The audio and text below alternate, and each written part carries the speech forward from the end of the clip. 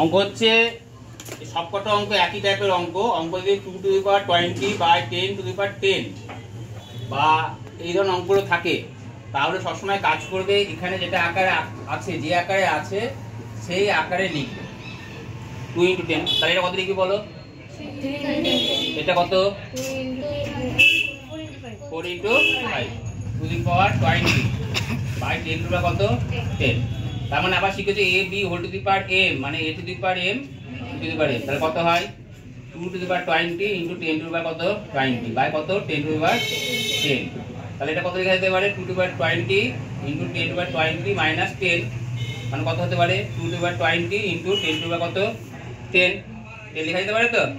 তাহলে এটাকে আবার লেখা যেতে পারে 2 to the power 10 into 2 to the power 10 লেখা যেতে পারে, ইন্টু কত? 10 টু দি পাওয়ার কত? 10 লেখা যেতে পারে।